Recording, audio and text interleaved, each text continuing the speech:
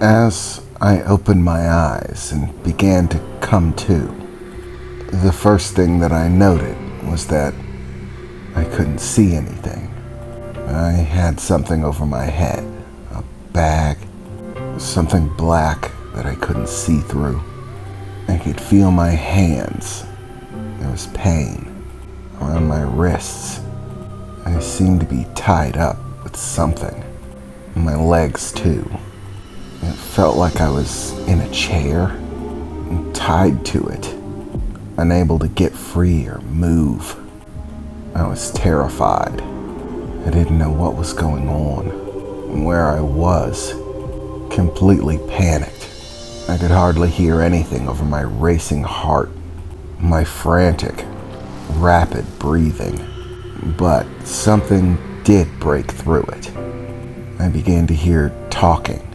There seemed to be two voices. Men. They were talking about something. "You complete ignoramus! How could you screw this up? You were supposed to get both of them. With even one of them still left, the problem remains. It persists. It's too late now. Defenses will be set in place to ensure that the second one isn't snared as well. It'll be impossible to reach him. The paperwork process had already begun for both of them. By the time we could arrange something at a sufficient enough level at an opportune enough time, the paperwork will already be done. You screwed me. I hired you because you came highly recommended, the best in your field, and yet you seem to have been outwitted by children. I cannot believe I have to deal with this. You're not getting paid your full rate.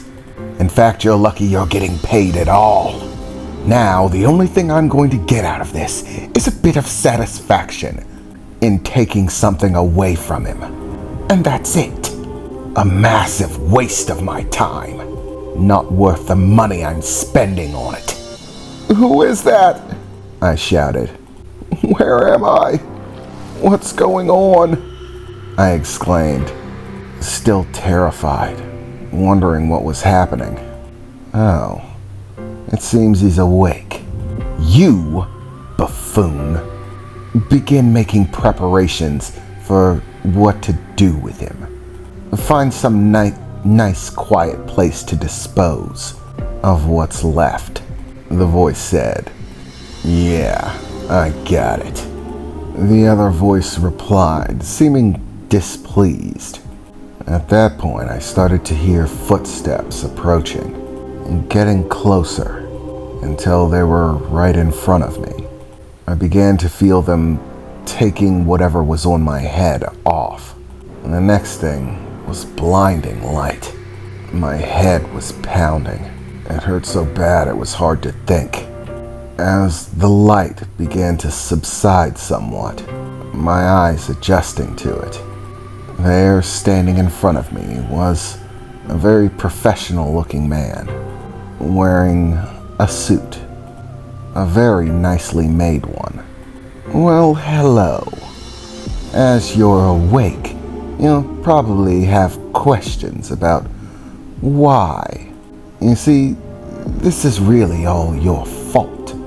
You and that stupid brother of yours," the man said. "You see, back when all of this first began, when my great-grandfather and your great-grandfather went into business with each other, I suppose it was your great-great-grandfather, or something like that. It's really just semantics. But when they began, they were equals, 50-50 partners. But fate took a downturn. Somewhere along the way, your family stole my right, managed to gain control over the company, pushed my great-grandfather out, leaving him with nothing, having to start over from scratch, having no stake in a company that he helped start. You and your family You're nothing but thieves. That's all you are. Stealing away what belongs to others.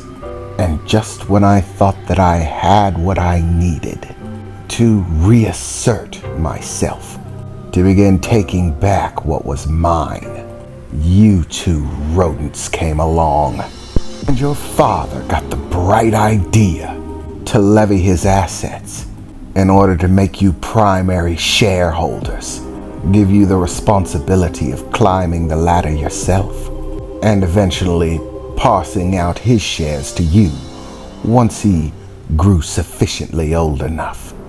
However, this completely waylaid my plans. The massive amount of shares that he was planning to buy out for you two rodents would have made obtaining a 51% hold completely impossible, meaning I couldn't take control of the company and kick your father out on his ass, just like your great-grandfather did to my great-grandfather. So you see, it's really your fault, the man said, glaring at me, nothing but hatred in his eyes. Everything that I had worked years to accomplish, washed away by the presence of a few brats. And since they only managed to catch you and your dear brother seemed to not be present according to the men I hired to do the job, the paperwork will still go through. Instead of going to both of you, the assets will go to your brother Michael. And because of this little event, there's going to be far too much security to consider going after him as any sort of real possibility. So I'm stuck, waiting for another opportunity. It might even take decades, all because of you. What a massive waste of my time. But I suppose good things do come to those who wait. So, have you anything to say? Questions, perhaps? A retort to the information that I've just given you, brat? I looked at the man in terror, not really knowing what to say, frightened about what the response might be if I say anything. Well, speak up, he shouted at me, as I tried to pull my hands free futilely, finally coming to the realization that it wasn't going to happen. As I looked up at him, scared, afraid, alone, I asked him the only question that seemed to make any sort of sense. The only thing I could really think of to ask him.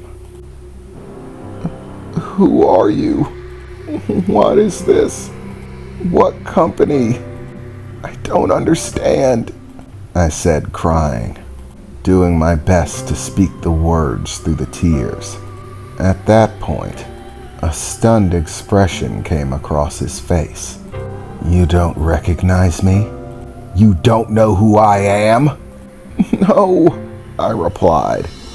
Boy, what's your name? Tell me what your name is, he shouted, grabbing me by what looked like a suit. Why was I wearing a suit?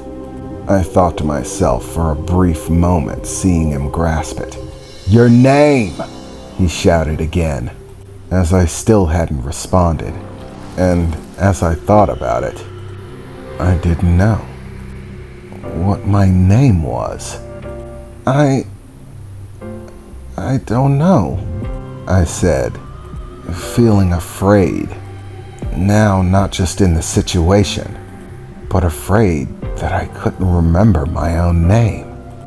I mean, it's my name. I should be able to remember it, right? Why wouldn't I be able to remember my name? What's going on? Why can't I remember? Who are you? Why am I here? I said, still crying. The man holding on to me looked absolutely furious. All of this, and I don't even get the satisfaction of you remembering me, of knowing. I can tell you my name's Alexander Fleck, but what does it really mean to you if you don't remember? Damn it. Damn it all. You Fucking morons, he said, looking over past my shoulder. As I looked, I saw the man in armor standing across this beaten room, covered in dust and dirt, like some sort of boiler room. Pipes running through the ceilings and walls. It felt hot. Great! You hit him so hard he doesn't even know who he is. He's lost his memory. And with no memory, there's no satisfaction. Your incompetence has managed to rob me of even that. I can't even gloat. This entire thing has been nothing more than a disappointment, the man said, standing back up tall, adjusting his suit a bit. I'm done with it all.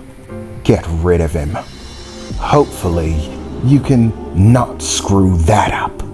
Surely your competency extends to at least that reach, the man said as he began to walk out, an angry expression on his face, opening a door at the far end of the room and slamming it behind him.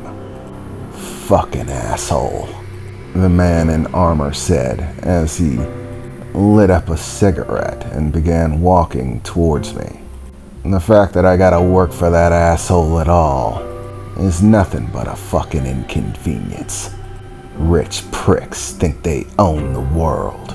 Think they can talk to anybody any way they feel like, he said, taking a long drag and blowing out a large cloud of smoke. Not even paying me my full rate for this fucking job. Well, that's alright. I think I have a way to make this a little bit more profitable for myself. As long as he doesn't see you again, the man said, looking over to me. Then it doesn't really matter how I get rid of you.